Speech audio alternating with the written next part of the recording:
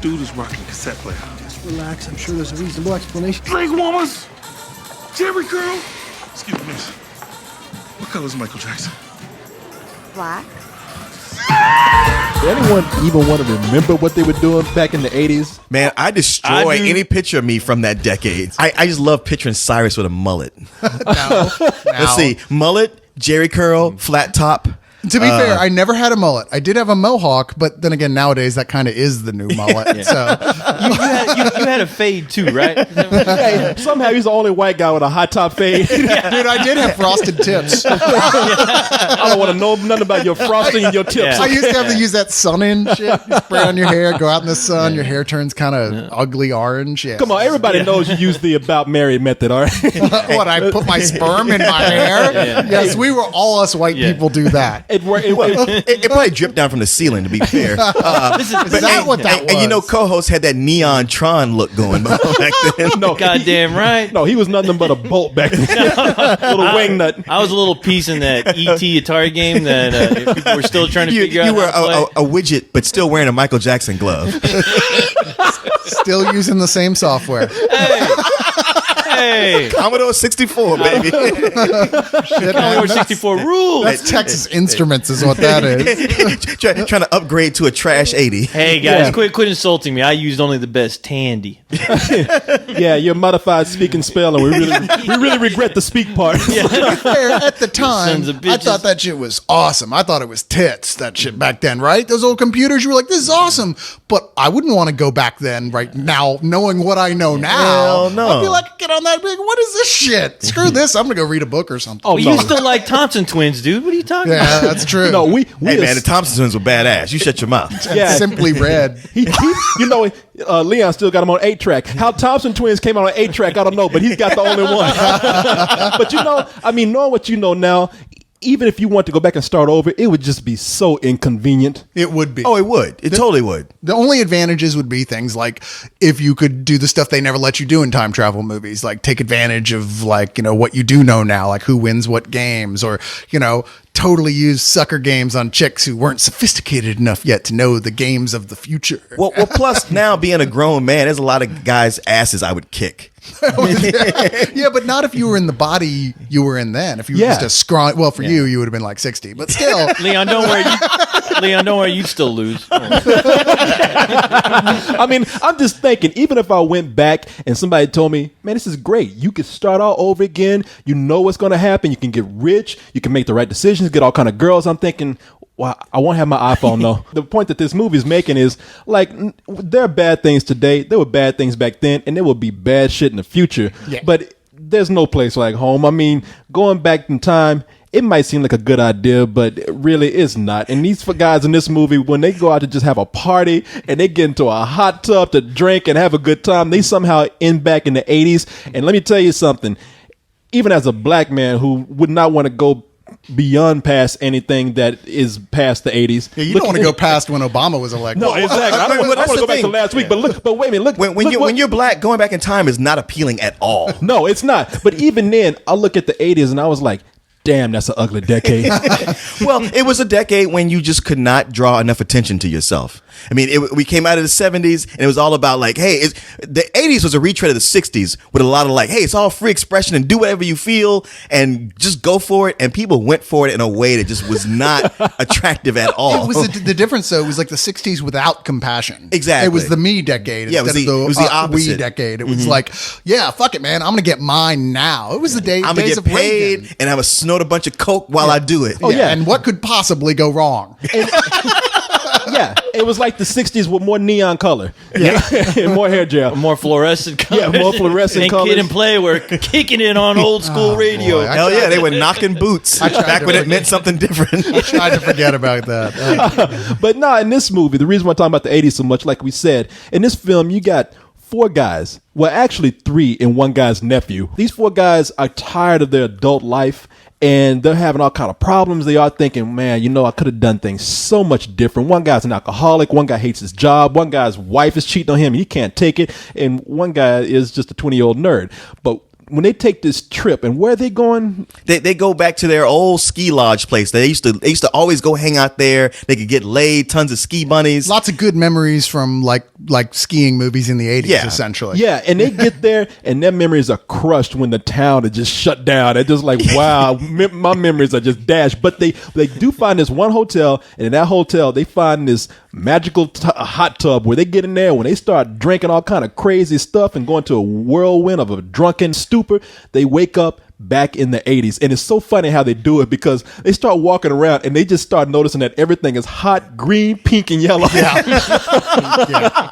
That would be the first clue right there. That, and there's the big poster of Rio from Duran Duran. on You know the what? wall. That Patrick Nagel poster. Yeah, That exactly. would be the clincher. Because honestly, there's a whole lot of things from the 80s that are back now, because everything recycles every 20 years. They're all at thrift stores. Yeah, exactly. But they're in thrift stores, like kids are wearing them. Yeah. So if you walk into a scene like that, at first you'd be like, man, all these fucking hipsters, I hate these people.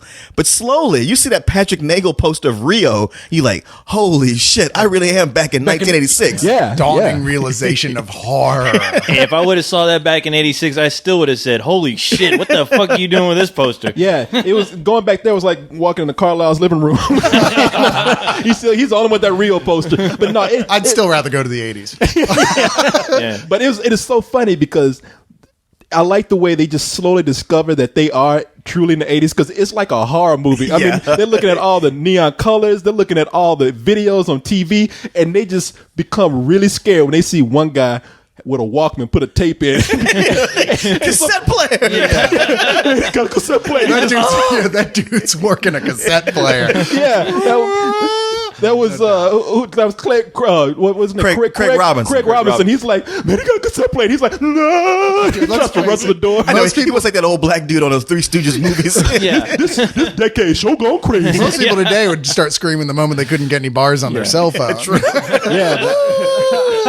well, back then, a cell phone was the size of a loaf of bread. That's true. Yeah, no, and that's one of the things they show too, like a guy walking by with a brick stuck to his head. Fuck yeah. Man, they show you how bad the 80s were, man. I mean, some great music from back then, but if you're nostalgic for that, totally bypass that part of your time machine, because it is ugly. But Hey, Rock Me Amadeus was kick ass. All right. Yeah, let's not put the 80s down completely. There was a lot of good things that came out. As a matter of fact, it was one of the last decades that had some original things going on. It's It wasn't all pretty, but it was original. it's the decade that brought us hip hop as we know it right now. That's true. So, I mean, but what makes this movie so fun is that it is just so unapologetic in how these guys get along with each other. I mean, you can tell that they all really love each other, but they're just mean and nasty to each other. And the humor itself is it's right up there almost with The Hangover. Where Most of that. Sorry, go ahead. Oh, well, most of that is coming from Rob Corddry, who, wow, this guy has been waiting for a movie where he could break out and show what he could do,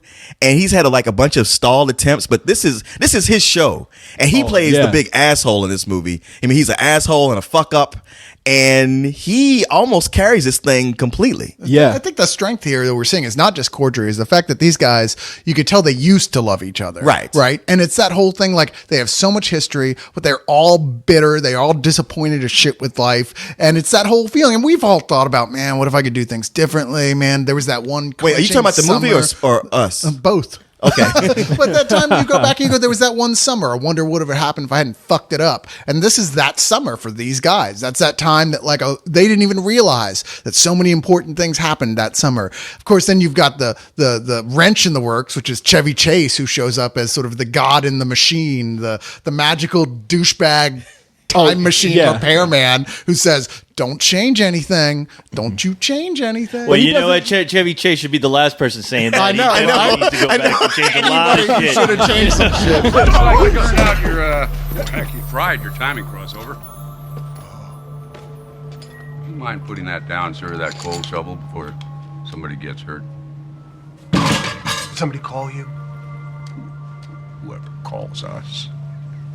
Who answers when the call comes from within? Huh? I thought maybe I could, pull the part from one of the other tubs. But it turns out this is a very special model that you have here. You got to be very careful. I tell you, one little thing is changed, the whole system can go haywire. Do you understand what I'm saying? The whole system can go haywire if you change one little thing. Wait a minute. We need that to get back in time? Well, get back here. I mean, I can tell you all been to Kodiak Valley before. I haven't. Maybe not her, but I know that you were here. You know what's going on here, don't you, old man? Yes, I do. Your tub is on the fritz. Yeah, Chevy Chase wish he'd had a time machine to stop that talk show from ever happening. Yeah, meanwhile, Michael Richards is like, hey, Chevy, come here a second. Can you drop me off on your way back to the 80s? And they go to bed. Hey, Mel Gibson, you want us to change anything for you? Nope, I stand by what I said.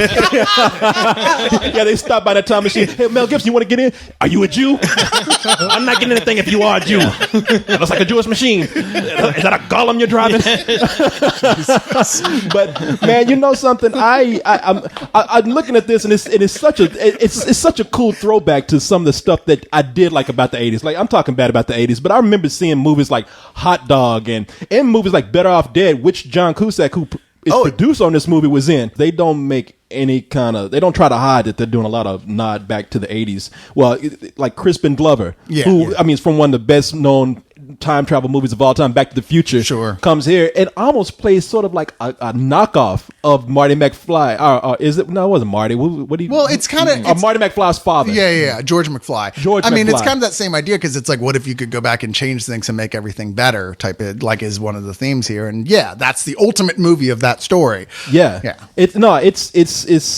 I just love how all these guys are getting along, man. Like I say, there's just, and when I say unapologetic, I mean it's unapologetic in the vices that these guys like get into. Like, there's a lot of drug use in this movie, and there's not one anti-drug message in this film. If anything, it makes you want to go out and do cocaine. Well, that's what makes it like The Hangover, is that you got the camaraderie between these guys, and the fact that, like, yeah, they're hedonists and they aren't like shy from it. Yeah, and it's just so cool that they don't try to. The movie has its own physics and its rules, but they don't even try to like tell you that this makes sense. They know the science behind this is bullshit. Like, right. I mean, well, they literally turn to the camera. Yeah, when Craig Robinson says this must be some kind of hot tub time machine, it's just like they know. I was talking to I did an interview with the writer that I'm gonna put up, and he was talking about, this movie literally came from us having those words put together. The movie came from a title, Hot Tub Time Machine. We wrote it around those words, and he's like, we don't try to even make sense out of the science in this. It's total bullshit. And it could have gone horribly wrong, and yet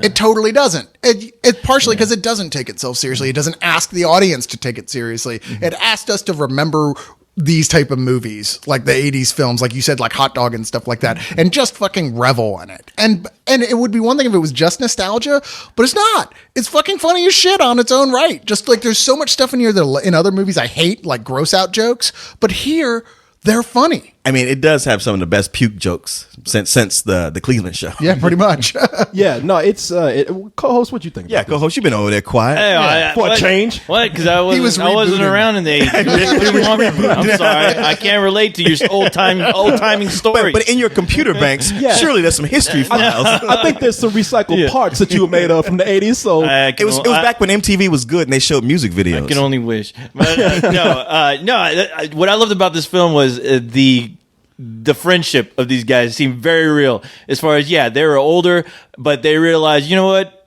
we were really tight back in the day, but man, are we all really shitty friends? Because nobody's around, nobody wants to be around each other. I mean, that's about as realistic as hanging out with you guys. I mean, pretty much. Much like pretend to give a shit about you guys. There's times like, God damn it, do we have to hang out again? But no, man. I mean, everyone in this cast has enough screen time to where they really shine, and that's what I really enjoyed about this movie. And I tell you what, I love seeing John Cusack in his element. I don't know what it is about just the 80s vibe, but he works so well. I've never seen him really shine in a movie like this since Better Off Dead, to be honest, to where I really like his character, and especially like all the other guys, even the new guy, Clark Duke. Yeah, is that the kid with the glasses, the fat kid who looks like a chick? Yeah, looks like an ugly chick. That guy is so awesome in this film, and there's also an angle here where I don't want to spoil it, but he basically starts to realize, how he became to be, and that's like, to me, the funniest part of the film, where he's like,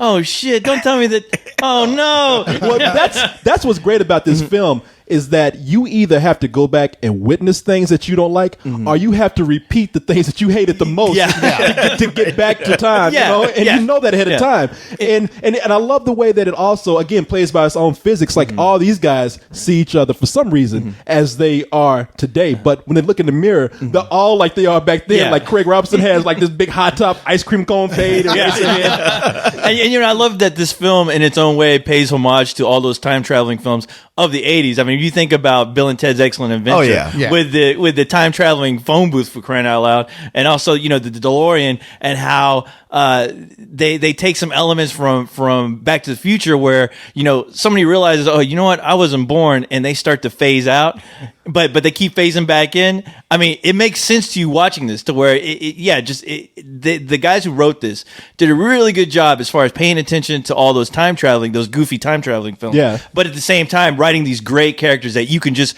relate to. I mean, you have friends like this. Yeah. Well, that's what's cool. You're so right about John Cusack, because it's been a while since he had a good movie. Yeah. And it's like, we've always liked John Cusack ever since the 80s and want him to do well. And over he's in stuff where you're like, oh, well, John, maybe next time. Maybe it'll come back again. This is John Cusack's Unforgiven. That's how awesome. I look at this. No, he hasn't a good movie since Runaway Jury, you know, and even that was like nothing compared to who it was. And you know, you compared to this to The Hangover, I like this better than The Hangover. Did you really? And I'll tell you why. Because it's so surreal that you don't have for a minute have to think about stuff like, oh, come on. Because you're like, well, come on. He turns to the screen, looks at the camera, goes, yeah, I know, hot tub time machine. Because he knows, we all know how silly this is. And two, unlike that movie, you have an anchor character. You have somebody you genuinely like, John Cusack, in here. Whereas The Hangover didn't really have that. They were all a bunch of dicks. I don't know, dude. It was funny, but they were dicks. I attach myself to The Hangover more. Well, I'm not going to Vegas with you, is all I can say. Yeah, I mean,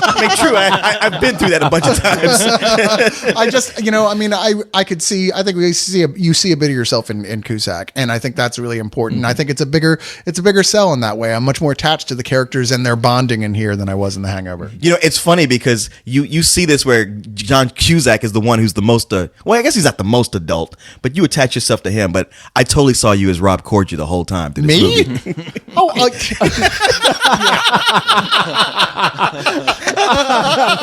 but I like your delusions of grandeur. Well, I know amongst the Spill crew, I'm the one who's the most likable. No, he was totally flawed, but he was the guy who seemed human. The other two guys are like caricatures, kind of. So Craig Robinson's a caricature because he's black? That's exactly why. Because black people can't be taken. Yes, that's what I'm saying. Why are you taking my shtick? Okay. Yeah. And if it makes you feel any better, Cyrus, I actually saw you as the guy who looks like an ugly chick. So, see, I'll take that. But speaking of that guy, I love him because the youngest guy out of all of them is the guy that has to keep everybody together. True. Did you just fart, co-host? No. Yeah, that's how a robot farts. Like a creaky door. Yeah. Speaking of farting, bathroom humor. No, I think, and that's the only thing that I think is going to probably turn some people off. I myself, this is a movie that does not ask you to do anything but go in there and laugh, and the fact that it knows that it's silly. Surreal shit in there abound, man, because like when they're in the hot tub, they got a montage of things that they don't even come back in the movie. That's it's four guys in a hot tub, but in a blur, we see breast, a guy in a bear suit, and a bunch of people wearing a guy in a bear suit giving a blowjob. He does come back though. The bear comes back. But then you see like the Ronald Reagan mask, and there's some other scary mask. Some Michael Jackson Is mask. that like a Point Break reference? I don't know what that was. Oh, maybe it was. It could be. But yeah, it is like the most surreal thing, and the only thing you do see come back is that fucking bear. the blowjob bear. But and some boobs. Well, I mentioned the boobs. Man, how about that? Like, how long? We don't see these movies with boobs anymore. You haven't seen them since the 80s. I know. It's like about damn time they're doing drugs, they're having fun, there's boobs, and there's no consequences. I missed that. And you know what? There were real boobs, too. I mean, just watching that one chick in that hot tub just banging that dude, I was like, oh, my God. I mean, it does all it's sudsy, big boob goodness. All those great stretch marks. It was a fucking sex scene. No, So, that came at me. Nah, that's the thing that they know. They say, hey, this has to be a true 80s film, one of those like sex HBO late at night movies, and that's Showtime after hours. Oh man, and so there's there's all kind of boobs and breasts and everything in here. I mean, it's a lot of fun. The movie doesn't ask you to do anything but go in there and laugh. It knows that it's silly, so I can't complain about a movie that knows that it's being silly and works so well as this. For the people who do not like The Hangover or any of those kind of comedies that are similar, then this is not for you. Yeah, go home and play with your mama. I think ask her if she can give you some more milk. Well, I think it's nasty, better than The man. Hangover. That's not really a cut on The Hangover. I just think it's a better film. But yeah, you're absolutely right. You should know by now if this isn't your type of film.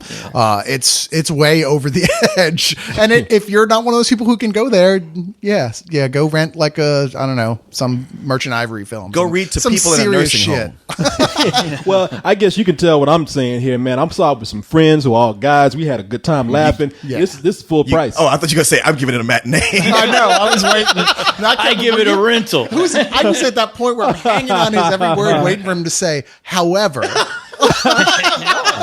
Hey, Boom, man. boom, boom, boom. Is that other shoe dropping from the boom? No, you're right. I wish I almost wanted to find something to complain about here, because this is a type of comedy that more often than not goes terribly wrong, and it didn't. I was there the whole way. Even the ending is such a fantastic payoff that you're like, dude, that whole movie was great. I want to see a fucking sequel where they go to the future. Personally, I'll pay for that shit. Once you This take is a some full mushrooms, price. and you'll see. Right. Oh shit, yeah. I will. You just watch me, and there won't be any black people on my trip. Yeah. With our luck, they'll go to the Wild West and it'll just suck out. Don't tell him to do that. We're going to walk in on him one day on the floor, drooling, walk in a circle. Everybody Wang Chung tonight. No, I said the future. Oh, excuse me. I'm sorry. Well, the movie will come back again. I mean, that music will come back again in another 20, 40 years. God, you're so right. It will. What do you think? Oh, well, you know what, Cyrus, I got to say, I still thought The Hangover was better, but, we're splitting hairs at this point. It was a funny movie, a hilarious movie. I can't imagine anything being funnier this year. And it is in that vein of The Hangover and, the 40-Year-Old Virgin, in that it pulls no punches. The comedy is raunchy and raw and adult, but it's also very honest. And, I give it full price. I fucking loved it. I thought that there was not a single point in this movie where it bored me or it started to lag. I mean, the laughs just kept on coming, and the movie, for what it was doing, was very smart with its plot, and I just love that. I love the fact that these guys go back to try to fix shit, even though they know. Let's stop fucking any of this up, and they do anyway. And that's just like that's awesome to me, and I'm giving this a full price all the way. I'm telling you, if you went back in time, wouldn't you just say, fuck it, I'm going to screw with whatever I want? Hell yeah. Would you'd think for a second, I might change things, and you'd think about everything that happened since. You'd be like, you're fucking right, I'm going to change some shit. No, I mean, you might as well change shit, because the moment you just even move, you changing, you're changing air currents and everything. You're going to change something. The butterfly effect they're talking about. You know what? You're so right. At first, you'd be kind of careful, and it'd be like, after a while, it's like, fuck it. Yeah, what am I You know gonna what? I do this. Hey, maybe OJ never kills his wife, and Bush doesn't become president. Who knows? Yeah, who knows? Our meteor just blows everything. Or that. I don't know if an air current on Earth would fuck up like a meteor's path, but still. Hey, man, the butterfly effect. You never know. It reaches far, far, far away. Yeah, the butterfly effect, that's true. Maybe Ashton Kutcher will never become a celebrity. See, that would make it worth it. That would. Hey, Ashton, punked. You got knocked the fuck out. Yeah, you were never born. The 80s ain't sounding too bad to Leon right now. He's gonna have us all in his bathtub naked, trying to wait. Just wait, it's gonna happen any minute. As soon as the roofies kick in, you guys are gonna love it. Or at least I will. This thing ain't even plugged in. Where are these bubbles coming from? There's money to be made here, man. We could invent iPods, Prius, Match.com, short ribs. We could combine Viagra with Twitter. What? Twitagra. Boom!